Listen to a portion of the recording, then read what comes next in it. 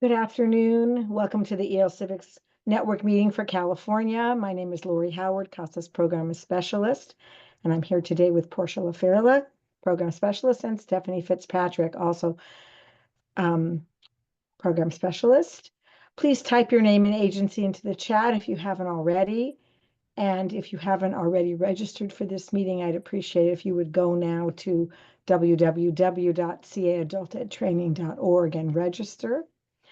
And you should have received an email from me on yesterday, that reminded you about this meeting, specifically from me, not from the registration system. If you want to be on my list and you did not receive that email, please email me at elcivics@casas.org, and I will put you on the list so that you'll be receiving not only future meeting notices, but also the notes from this meeting and the recording from this meeting. So we are recording it. Let me just check that we are. I always forget where the little symbol is. Yes, and I'll send you the recording, and I'll send you the slides also, and we will post the recording also on the EL Civics channel. Let me review the agenda today. We're going to have a short CDE update, a short CASAS update.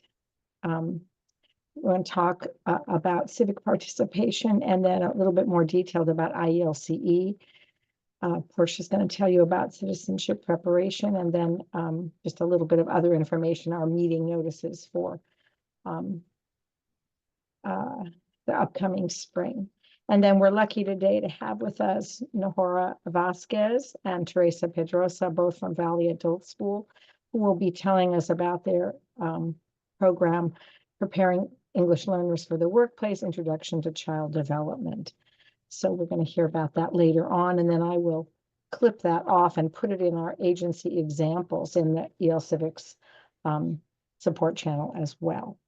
Any questions so far, or any additions to the agenda? Okay, let's get started. Stephanie, I don't know if did you want to do this part? Sure. Okay, great. Go ahead, Stephanie. Okay, so we had our last WIOA 2-state network meeting yesterday. And so it's not up yet, but if you go to this link, the one at the very bottom, it will take you to the page on the CASAS website where all of the recordings are posted. One of the CD consultants went over a lot of updates at the beginning of the meeting. So if no one from your agency was at that meeting, I would suggest watching the recording for those updates.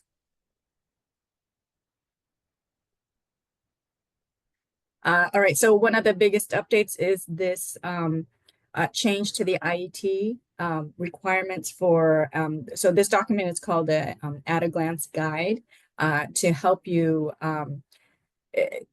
the part on the left here,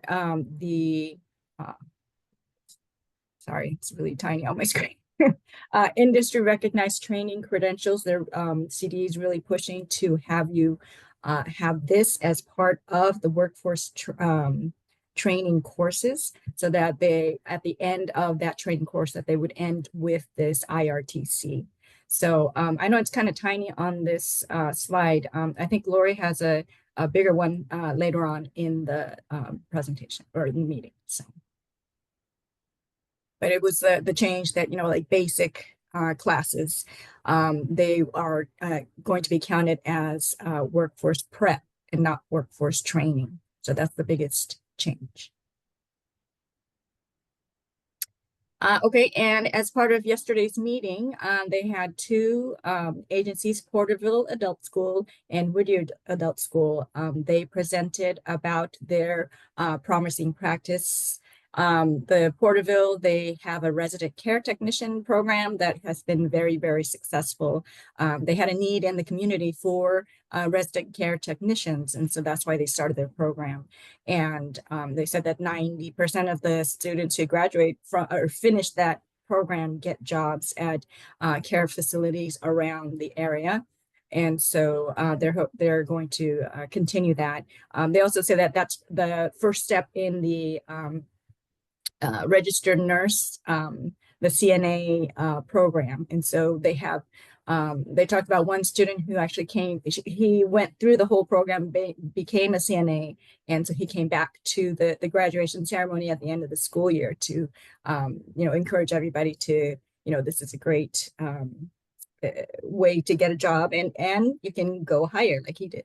So it was very inspiring. Whittier Adult School, their promising practice was an integrated syllabi. So they said that they started by going to an IET design camp where they broke down how to actually design an IET program. And one of the key components that they took away from that was to create an integrated syllabi. So they took a whole week to do a PD for all the teachers. I said, well, who was involved? Which courses did you have integrated syllabi for? And they're aiming to have all of their courses have integrated syllabi. They're not quite there yet, but they're almost there. And so that's their promising practice.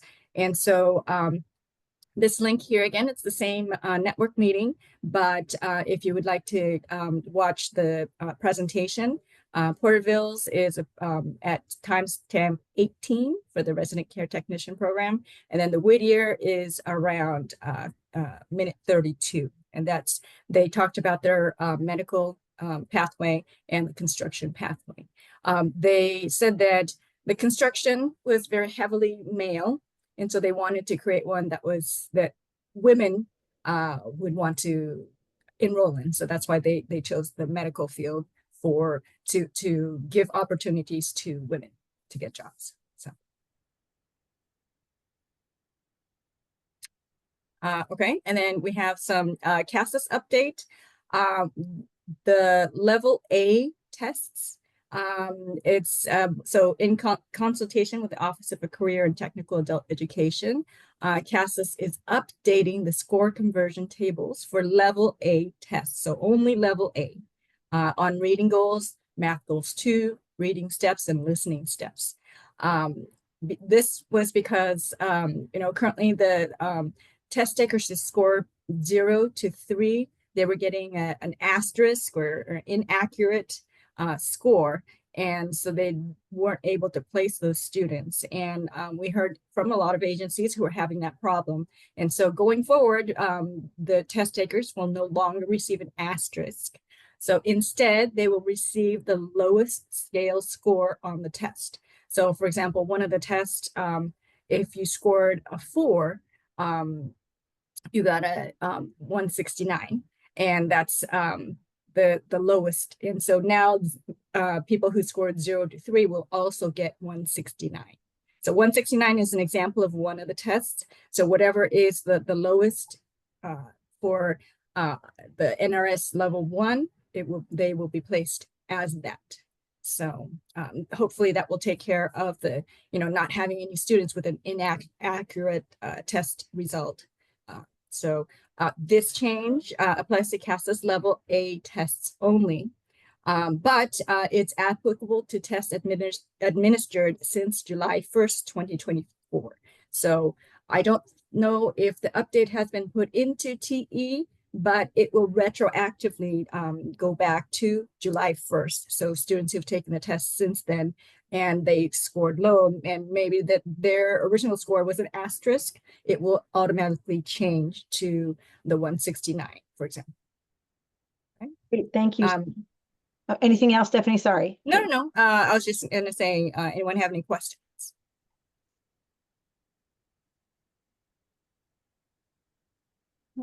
I don't see any questions, so hopefully, oh, here we are. The question is, so we are no longer told to retest. Is that correct, Stephanie? Yeah, so if they took the test and once the change happens in TE, it will automatically change those scores to whatever the lowest number is. So it's not an invalid score anymore as it used to be. Okay, so yes. Lori, may I say something? Please do, Portia. Yes, so Larry and Torres gave a really good description of their program, their CTE program to place. They started out as bed changers actually, but they have the ability to move up. They work side by side with the nurses there. And she did a really good description of what they are doing, what their partnerships are. And she's going to present that information at both of the network meetings that I host, one on December 17th, one on the 20th. And there's a little more time to give details, and there's time for question and answer. So if that's something that you're interested in for IET, I think in light of everything you're going to talk about, Lori, it's a very replicable pathway. It's something to consider. And if people are interested, Larry Ann will be present and able to answer questions. Thank you, Portia. And then rather than posting from the statewide, I think I'll wait to your network meeting. And if you could post that to the ELCE Civics support channel in the agency examples, that would be great. You record that meeting, right? I do. So I'll wait to do that. And so we just wanted to give you the link to the WIOA meeting so you could get a taste of what she's talking about now. And then that'll be great to have a more detailed version at Portia's meeting. And how do they register for your meeting, Portia? CA Adult Ed website. And again, one is at 2 on the 17th and the other one is 9:30 on the 20th. Content's very similar. You can join the meeting that's most convenient for you. And then what is it called? Is it South? Oh, that's the California WIOA 2 network meetings. For I which can see area? if I can put some links in the Great. chat. Okay, wonderful. Thank you so much.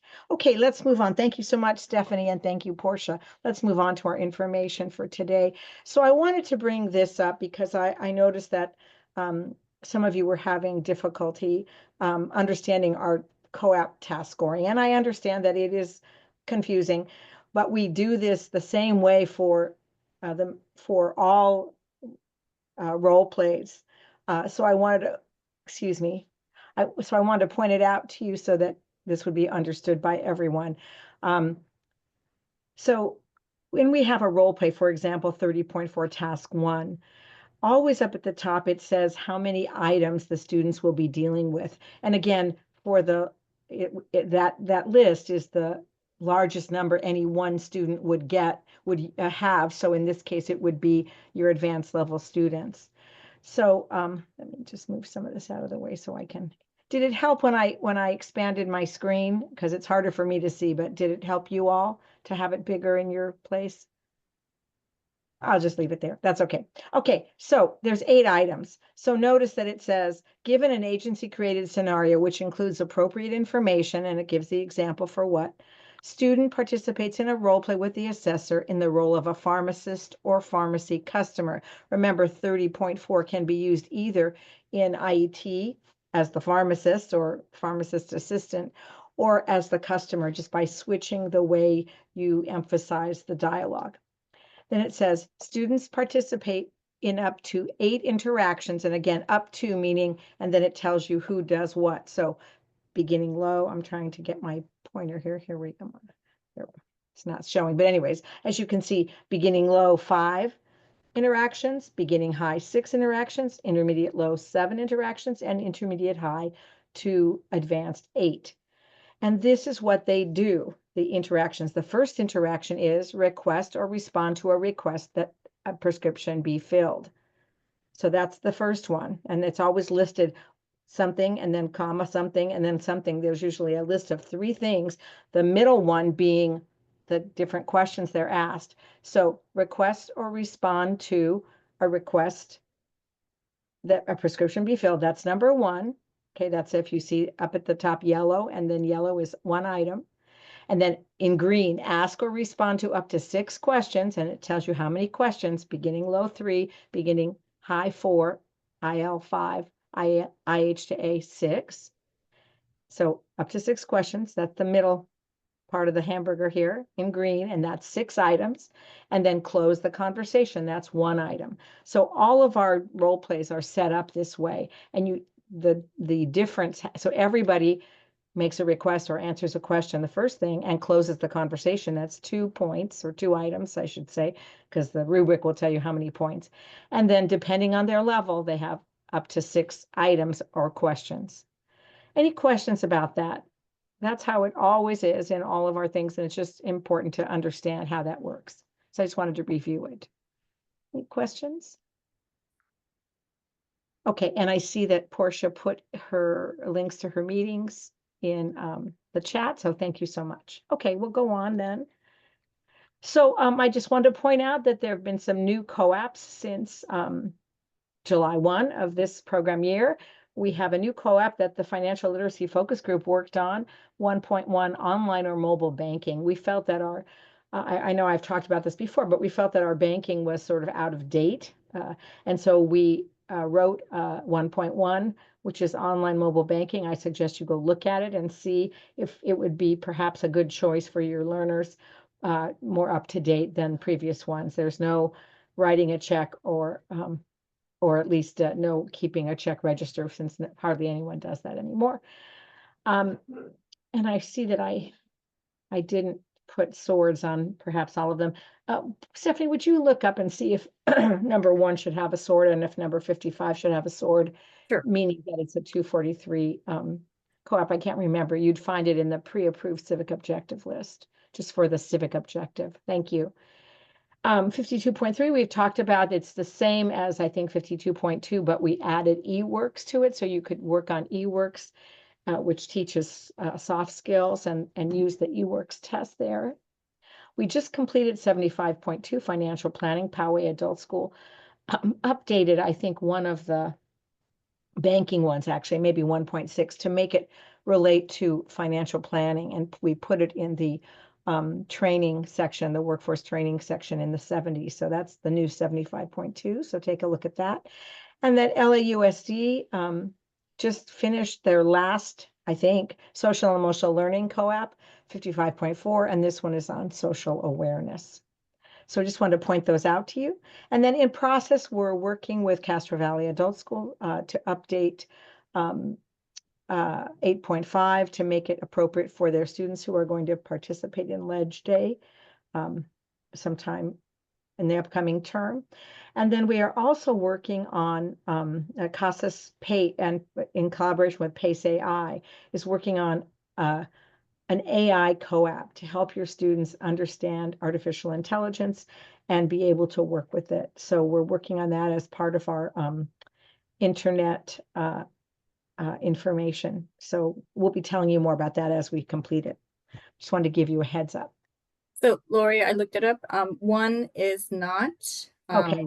does not need it, but 55 is yes. Okay, So it does so there need that. should be a sword here, and before I send you the slides, I'll put that there, okay? And then at the bottom, 8 is not, but 48 is, needs that sword. Okay, good. Thank you so much. Appreciate it. Okay, so let's move on. Sorry, I'm getting over a cold. I'm having trouble here with my cursor. There we go. Here we go. Just want to mention, Civics Exchange. We had a meeting yesterday to talk about it. The IELCE Exchange is being so well used. We have 19 sets of materials now, in case you didn't realize that. Something for every one of our 7 topic areas. And we're having an upsurge in people using these, not only from California, but for some other states, and Canada. Canada has downloaded, Georgia, New York, Washington, Virginia, Alabama, and New Jersey just in the last 2 months. And we are consistently having 1,300 downloads per month, whereas last year the average was about 800. So we're getting a lot of great use but we would like more material. So if you're interested, if you've been writing new materials, especially in these areas, especially for the new co-ops, but for anyone that you're doing and you'd like to share your materials, please notify us, okay? Write to elcivics@casas.org, and we'd like to work with you to get those posted. Okay, as Stephanie said, I want to move on to IELCE. Again, only those of you who are funded for 243, but if this doesn't apply to you, that's you could leave the meeting unless you want to hear about the citizenship preparation, which Portia will talk about after this, and also our wonderful agency presentation about early childhood education. But so again, this is the new IET at a glance guide, and I want to show you the three parts of it and just reiterate what Stephanie said, which is you have been notified by your program specialist or reviewer if we looked at your 23-24 IELCE report and found that you were using any of these type of courses as workforce training, and we notified you that you would need to move them to workforce preparation for the 2025 submission.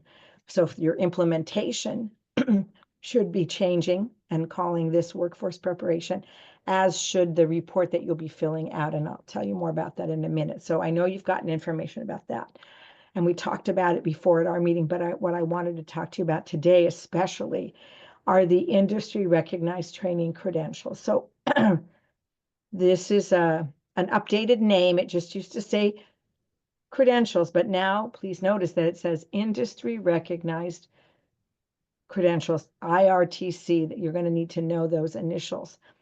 And this is a much more detailed list of credentials than we've had before.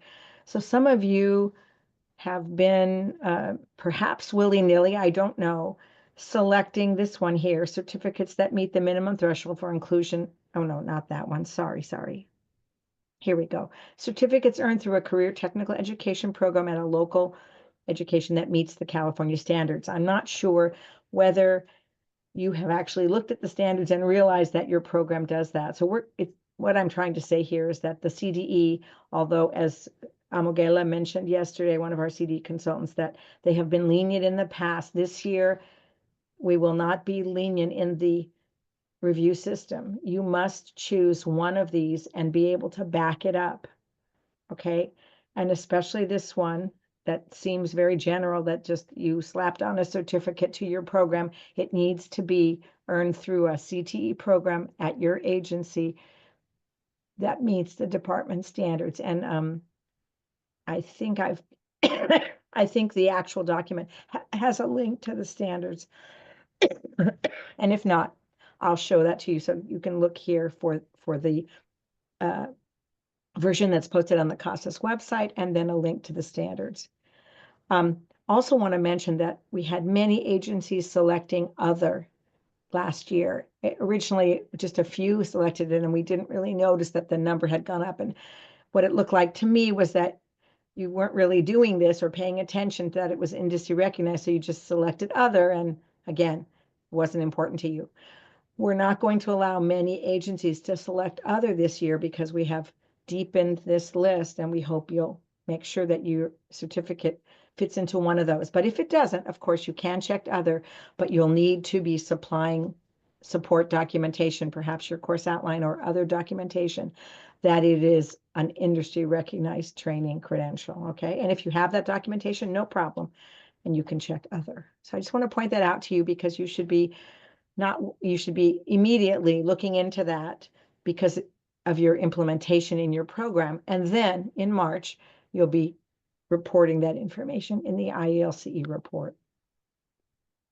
Okay, and I just want to point out, I don't want to go over this too much, but just these are some IRTC conditions that the IT at a glance guide talks about. Oh, this moved, sorry. This should have been up here by transferable. The certificates must be transferable. That's the key point here. In other words, it's not just for your school district that students have a credential, that they could use this credential you're giving them in myriad situations, within your county at least, if not outside of your county, okay? And that again, you might have to provide a course outline for your course to support your credential or yes. And then remember that zero enrollment is not acceptable, and your agency will be rated not adequate if you report zero enrollment. So make sure that your recruitment and orientation and everything is such that, and your planning is such that students want to participate in these trainings and that you have enrollment in training. Any questions? Okay, we're just trying to reiterate this for you. And there was a workshop in November, a webinar, And this is the link to the training that was given to describe this perhaps in more detail to you. I've let you know this before, but I want to reiterate it because it's so important, okay? Thank you, Diana, thank you for being with us. First of all, Diana Batista, one of our CD consultants, and she put in the link to the standards and framework for CTE from the Department of Education. And as I said, I think it is linked in the document, but much easier to have it here. Appreciate it. Okay, and then I wanted to point out your focus for implementing your IELCE IET program now, and also completing the IELCE report and plan in March. Again, emphasis on the at-a-glance clarification of courses. Okay, make certain that the courses listed, if they're listed in that part of the IET at-a-glance, that you put them in workforce preparation, not workforce training. Make sure that, as I mentioned, that your credentials are appropriate and transferable, all those things, and that if you select other, it's going to be in a special case and you'll have to support that selection. Okay. Also, I wanted to give you a preview of a change. And as you heard from Stephanie, Whittier had participated in the design camp for IET and learned about an integrated syllabus. And I've given you a link to the integrated syllabus that they learned about in that training, and that the CDE is beginning to want us to follow, okay? But we're not going to follow it exactly now because you haven't been given training in this, but we're going to ask you to do a little bit more than you have.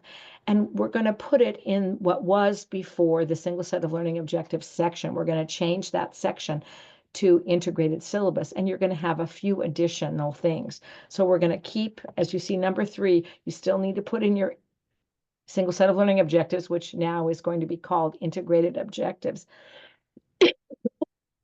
But we also want to have you write in course schedules, your instructor names, as well as a course outline of the integrated courses, okay?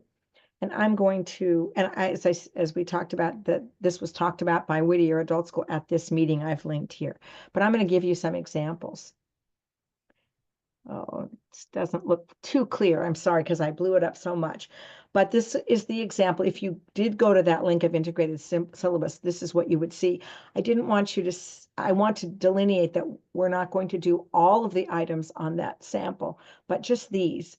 So they're going to ask you to name your course, which of course you would have done previously, but they want you to repeat that. They want you to put the course schedule, and they want you to list the instructors. Okay, and yeah. Okay, that's what they want. Then you're going to put in your single set of learning objectives, which you already have. This is an example from our training, developing a single set of learning objectives, and you all have done really well on this. And again, the majority of you, you know, I would say 90% of you or more, no more than that, 95% of you have been rated adequate on these. So all you have to do is use what you've used before, but this is going to be asked for. And then the last thing that you haven't done before is to put in a course outline. This year, we understand that we're not giving you a lot of time, and so we're going to accept have it not being too detailed, but this is the ideal example of what a course outline would look like. And we just wanted to translate for you in the sample. They use some of this language, PCT. We're translating that PCT to CTE. So CTE skills, the training skills. What are the skill focuses? Okay, and the academic skills are the adult literacy, or what the ESL part. Okay, and then the work skills are the workforce preparation, and very often the content of the co-op, which is also part of the literacy. So the academic skills and workforce preparation for us, because we do co-ops, is often combined, but also you might be doing other things not part of your co-op, resume writing, job interview, you know, if you're doing other than one of the 33s that includes that, you might be adding that to your workforce preparation as well. Okay. Let me see. Okay.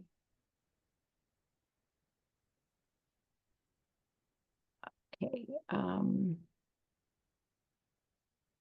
Okay, I think, oh, thank you for Portia for dropping the link in. I appreciate it. And Margie, did you want to say something about the integrated skills since you're here? Or Juan, or you, if you had just a minute to want to talk about it, if you do, let me know. And of course, I'll be sending you the slides if you're on my email list. And if you want to be, write to elcivics@casas.org. Okay, and Stephanie already put that. Hi, Wonderful. Lori. Yes. Juan jumped off for another meeting. So what we shared really briefly yesterday, we have a week that we use for professional development time for our teachers, which is particularly useful for the nighttime folks, most of whom work in the daytime. And we have a student-free week. And we have all the teachers come in and work their usual hours. If they want to work like all 4 nights, they're usually a Monday, Wednesday night teacher, but they want to work all 4, they're allowed to do that. And then we had them sit with these examples of the integrated syllabus. We did that the first week of coming back out of winter break in January of last year. And some of the teachers really flew through it. Some of them struggled and are not yet there. So we're in different stages of which classes have actually really completed this. The ones where we have an ESL teacher co-teaching in the CTE class, they're really good. It's the ones where we're still doing alternate teaching where we need to work a little bit more, particularly on this weekly component. So we're going to finish that. Honestly, the initial plan was to finish it again the week of January 7th when we came back from winter break. But unfortunately, that's the week that our district chose for our FPM audit. So we're now not planning to finish this until the end of March, which may be a little challenging given the timeline that I just heard from you. So, but we'll get it done. It's the piece that our teachers had the hardest difficulty with. The CTE teachers had the hardest difficulty understanding that part of what they teach is academic. And that regardless of what CTE class you are in, you are a literacy teacher because there is career specific language that you are actually teaching on a daily basis. And so that was really the biggest aha moment for our CTE teachers, is that we are all teachers of literacy. Great. Thank you so much, Margie. And yes, that's what we've been trying to get across with our single set of learning objectives, which need to have the content of the CTE class in language that the English learner can work with, right? So that is a great knowledge. And again, Margie's talking about her whole school doing one of these for all of their classes. We're trying to have you do the ones for the course, the IELCE course that you're going to report on. So start thinking about this. Again, this is will be our first year of this, but we want you to start thinking about it since you already really do this. It's just a matter of putting it in a format like this for us. So we hope you'll be able to do that. And again, we'll be giving you more information about that. I think, let me just, my cursor. There we go. I just wanted to say that the electronic submission system opens March 1st. Well, before that, to say that, again, this is the report and plan, but as Margie said, the work that you do to work on the integrated syllabus is going to inform your teaching and your implementation of IELCE. And so the report is just a reflection of that. So we hope you'll spend more time on your program implementation and then just describing it in the report. So here are the deadlines. Again, we hope to have the system open by March 1st. The deadline is March 31st. And then I will be doing a how to complete the IELCE report and plan in January. Okay, I don't have a date yet for it, but I'll let you know as soon as I have it. Okay, any other questions? If not, we'll move on to citizenship preparation. And Portia, just to know, I didn't add your slide, but I'll just, when you get to there, I'll reshare and put that there. Okay, thank you, Lori. Sure. These are just reminders about citizenship preparation. There are 2 payment points available to WIOA 2 agencies that have funding for citizenship. And the first one is the CIT, or Citizenship Interview Test. And that simulates the interview, the oral interview that the students or the applicants go through with the USCIS. And the test is a readiness test. It shows whether or not a student is ready to pass that naturalization test. It is not a pre-post test. It's just pass-fail. If the student passes at 206 or above, that's it. They're done. If they don't pass, they can receive additional instruction, and then you can test them another time. I'm asked all the time if there is an hour requirement for the citizenship tests, and there is not, because the students come to us at all different levels of preparation. Some of them will prepare very quickly and some will need much more time. So the rule of thumb is you give them enough instruction that they have a likelihood of passing, and enough remedial instruction if they don't pass, that they can pass the alternate form. Okay, Lori, next one. In order to offer the citizenship interview test, you must have at least one certified test examiner, and that opens in July for new certifiers, and they have through the end of April to complete that certification. You place an order online at this link, which will be in the slides that Lori sends you. And it's a little bit wonky to sign up for it because you do not pay for it, but when you're at the first screen, it looks like you have to pay. There's a little YouTube video, just a couple of minutes, and the link to that is also on this slide. It'll walk you through that process. And please know that if you make a mistake, CASAS does know that you're a WIOA 2 agency. You will not be charged. Next slide, Lori. CIT examiners have to recertify annually because it's a very technical test. It earns payment points, and we have to make sure that the examiners are scoring in a regular way, similar to what is in the training. It has to be consistent. So that opens in January and closes April 30th. If you are CIT certified and need to recertify, you'll be receiving an email from CASAS telling you what you need to do. You can start in January, but you need to be done by the end of April. Next one. The other test that earns payment points is the government history test for citizenship. It is also a pass-fail test. Students pass at 2 or 6 and above. It's recommended for intermediate low through advanced students, but many beginning high students can pass this test. It's based on knowledge of American government history, with the content coming from the USCIS list of 100 questions. I suggest that anybody who has citizenship funding consider offering this test because the content is important and interesting to all of your ESL students, whereas with the CIT test, it's only of interest to students who are getting citizenship and need to answer questions during that interview. Next one, Lori.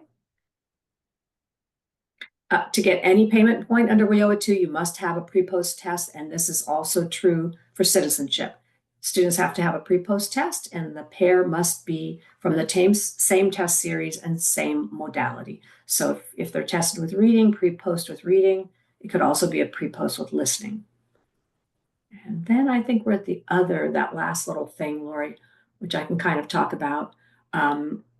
Jennifer Gagliardi sends out emails. She's sort of our resident CIT curricular expert from Milpitas. And she sent out an email. There's a webinar coming up, and it's about the naturalization fee reductions. And the webinar is on Friday the 13th at 11 a.m. Pacific time. The link for registering is on the slide.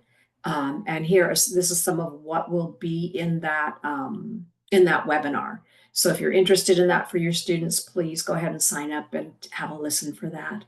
The other thing, New Readers Press has published, and when I'm finished, I'll also put this link in the chat. They've published Jennifer's list of vocabulary, and their vocabulary words that tend to trip up the students. The USCIS is not supposed to ask for definitions, but they sometimes do. And so she's got a great little vocabulary sheet for that. And the last thing that she mentioned is that there's an advocacy campaign going on. We're trying to get the USCIS to codify the improvements in the naturalization test. It has to do in particular with lower level learners and what can be required of them. I think there's some concern that in the future, that might be changed. So if you're willing to do the advocacy work, I'll also put a link in for that to the chat, and you can fill out that petition. And that's what I have for you today. And Portia, there's a clarification. Only students enrolled in citizenship class will earn a payment point.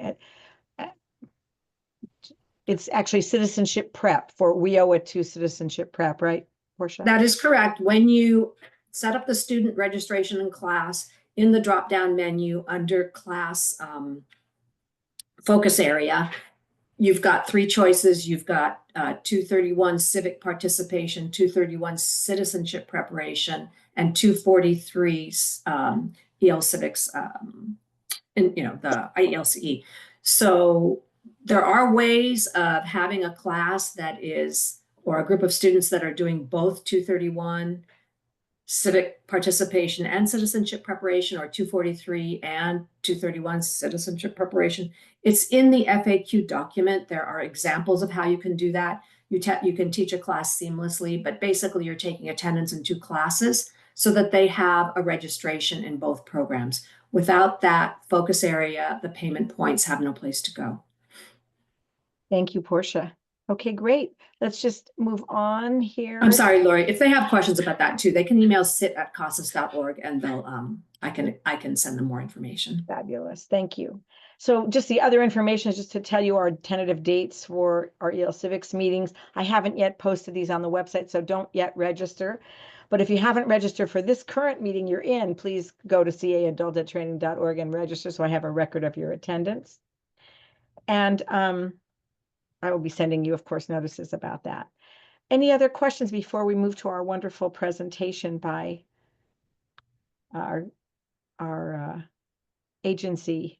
Okay, let's move ahead. And this meeting does go till 2:30, so we have plenty of time to hear from Nahora Vasquez, the principal of Valley Adult School, and Teresa Pedrosa, the program coordinator from Valley Adult School, talking about their introduction to child development course. And Nahora, I will stop sharing and allow you to share, and I hope you will share your slides with us so I can pass them along to our participants. Hi, Lori. This is Teresa Pedrosa. Nora's not here today, but I will be presenting today.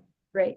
And yes, of course, we can definitely share our slides with you guys. It'll be a pleasure. Good afternoon, everyone. As I said, I am Teresa Pedrosa, and I am the program coordinator at Valley Adult School.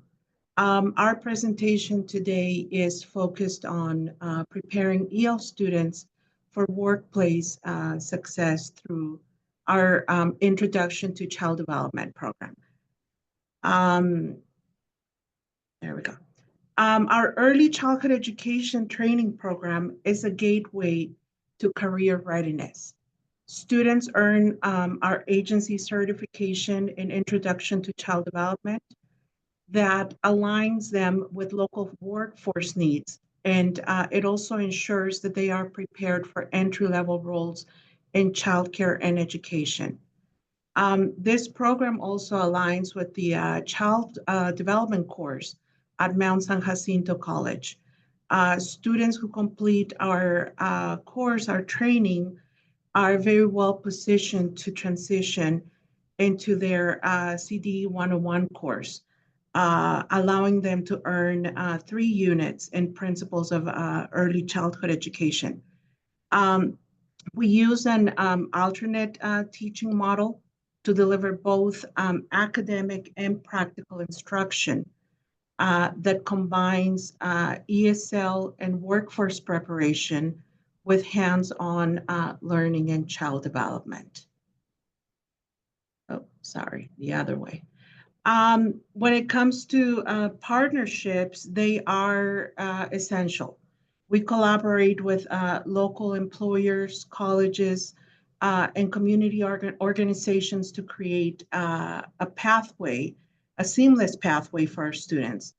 Our key collaborators include Mount San Jacinto College, the Southwest Riverside Adult Education Consortium, Riverside County Workforce Development, and these partnerships really enhance our ability to provide students with access to education, training, and employment opportunities. These partnerships also support recruitment efforts and provide career counseling. They also provide advertising and a network of resources to help our students succeed. So in terms of recruitment and support, recruitment and supporting our students it's critical. We use a diverse approach to ensure we're reaching potential participants and meeting their needs. We have community advertisement. We leverage social media, local events. We use our partnerships with community organizations to spread awareness of the program. Once our students join, we focus on personalized support. Every student has access to bilingual counseling services to make the registration process and the goal setting process much easier. For those students who need additional assistance, we also offer childcare classes during their class time, transportation vouchers, and we also loan iPads to support their digital learning. Also, we have dedicated career and counseling staff who ensure that our students are prepared not only to meet the program requirements, but also to take the next steps towards their career educational goals.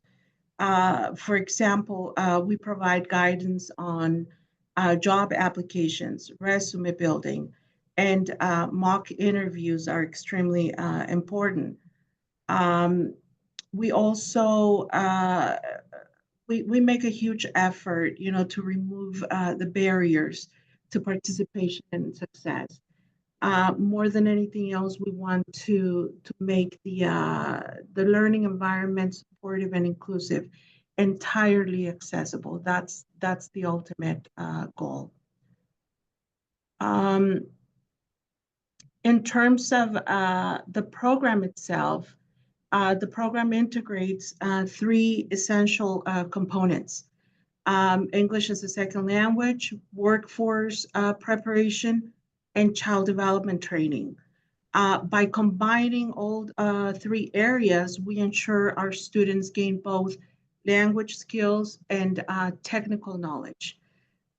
Students are concurrently enrolled in ESL and child development classes, which allows them to develop their language skills while learning job-specific vocabulary and concepts. The dual approach really makes their learning more practical and more than anything else, immediately applicable. We also, like I said earlier, we focus on career readiness, which is the resume writing, interview preparation, job application process. We fully support them during that process. The ultimate goal is so they don't feel alone. A lot of our students feel prepared, but they feel that is a difficult part of making it to getting a job, to apply an interview and get hired. Let me see here. We also address, in terms of the IELCE objectives, we address objective 33 for employment skills, objective 52 for soft skills, and objective 50 that focuses on skills for post-secondary education. So in reality, the alignment, it ensures that students are meeting the key benchmarks required for workplace and academic success. We currently have approximately 700 students. We serve 700 students with classes running 3 days a week for 2 hours each day for the ESL part. And for our advanced students, we offer a more intensive 16-week IELCE program that focuses on child development, for this course, and with a total of 4 hours of instruction per week. The program itself is designed to be flexible. It includes online components, Zoom, and also we incorporate Burlington English coursework. This allows our students to learn at their own pace and accommodate, personal other responsibilities, personal and academic responsibilities. When it comes to program success, we have throughout the years, we've offered the program for 10 years, but enrollment throughout the last 10 years, it's been steady. It's been steady, and the completion rate, it's been high. It's been successful. We have our students are finding jobs. They're moving on to college, to Mount San Jacinto, Norco College. That's another Riverside RCC college.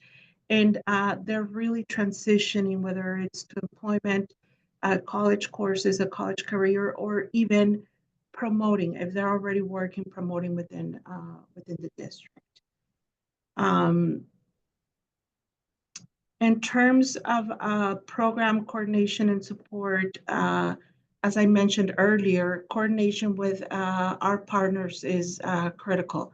Lake Elsinore Unified School District supports local job placement, while our college counselors ensure a smooth transition to their credit courses. Our support services here are bilingual counseling services, as I mentioned earlier, free childcare, transportation vouchers, and iPad loans.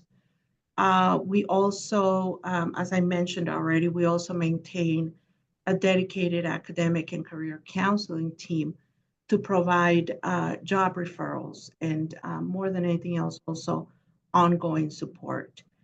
And that's about it. We have some images of our students, who have taken the course, and it's been really, we're very proud of our program and the impact that it has had on our students and the community in the last 10 years. Well, thank you so much, Laurie. Teresa. We really appreciate you sharing. It's so important for people to hear how successful agencies are implementing their programs, how you're integrating your CTE and ESL, how you're working with your co-ops. It was so great to hear that and to learn of your successes. Any questions that anybody has for Teresa? And I hope it's okay. I put your email address in the chat. So absolutely, other questions from after today, they might, and I will be posting this as part of our slides, as I said, as an example agency in our IELTS Civics support channel. Would anybody like to ask Teresa a question? Please, you feel free to, either put it in the chat or unmute your mic.